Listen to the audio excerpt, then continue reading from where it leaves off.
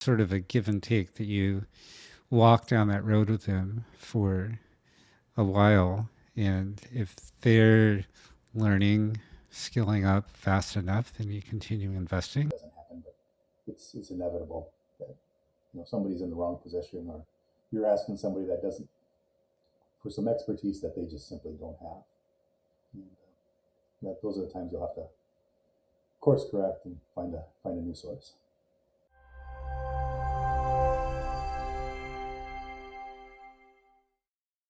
What heuristics do you have to know that you're providing enough level of detail in the outcomes you're requesting without providing too many? You often don't know until you get there, get it back, right? Um,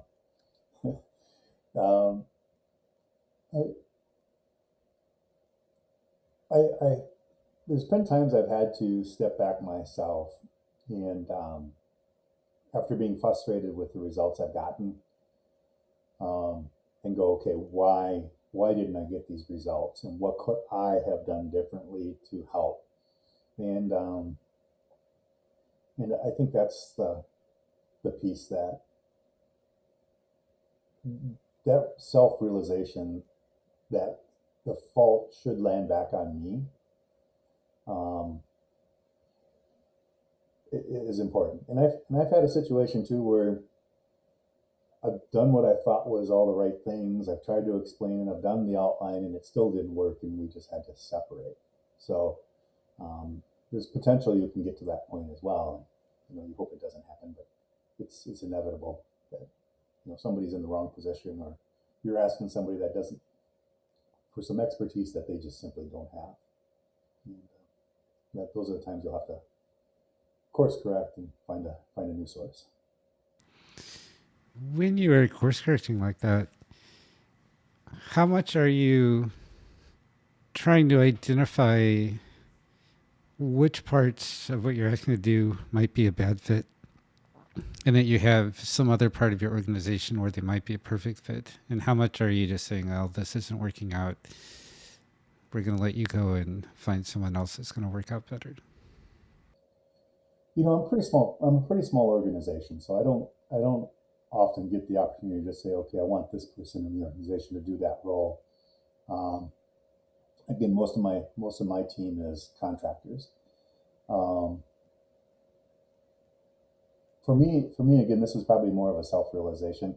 I put somebody or ask somebody to do something in outside of their expertise, and it just we struggled, and we were getting results back that were taking me more time than what you know. I brought them on to save me time, and in the long run, it was costing me more time, and so we ended up stepping away. But it was a mutual. We talked about it. I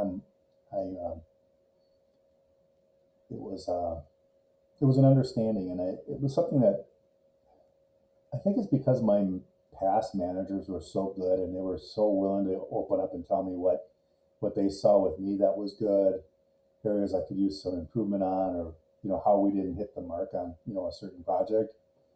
Um, Having that feedback from those managers and the way they shared that with me, I think that's the reason I'm able to do what I do today. Um, really, I've had a really good team. What is it that they did that helps you, this really impacted you today? Encouragement.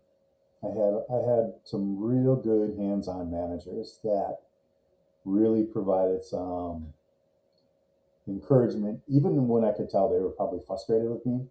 Um, there was things I thought I was really, really good at, and when what I did wasn't up to their standards, I took it personally. Um, but they were patient, and they were coaching, and very good at asking questions. And I think that's what's made. Again, I wasn't real good at that when I launched my own company, but when I self-reflect when things don't go well, I lean on my people. In fact, it's not uncommon for me to call them out and ask them about a project that I'm working on, and ask for some counseling. They're kind of a good group of mentors for me as well.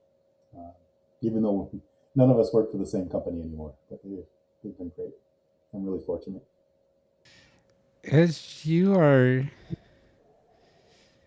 working through for yourself how much to invest in this person who isn't your employee, they're a contractor of some sort, versus to help them grow into more of who you want them to be, how you want them to help you, versus they're not working out, you could just cut bait now, but then you have to go find someone else and bring them up to speed, and you have zero guarantee that they're going to be any better. They might even be worse. How are you making that determination? Well, I had an experience just recently where we tried a few different things. I know it was outside of his expertise. Um, I had some faith. I trusted him, and and it really wasn't working. But we had a pretty good open dialogue. He was very open to feedback. He was willing to share that he didn't feel comfortable with some of the things I was asking for, and mostly because he didn't have the expertise there. Right? It was just outside what his experiences were, outside of his um, purview of his background, his education, maybe even. But he was open minded. He was willing to try, and we were pretty clear at the time. This is what we're going to try, and we pivoted. We pivoted a couple of different times. So that he couldn't help me with that, but could he help me with creating a list or creating a marketing list, for example, is one of the things I asked him to do. And those were some areas where he succeeded, and it worked out really well. But then you got to source the other stuff. So if that person doesn't do it, then you just got to find another one that does.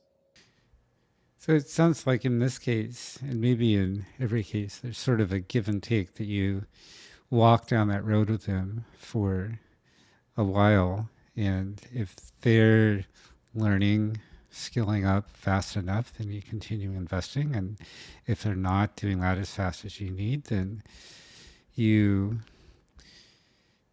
pivot to something that's more directly where you know they could help.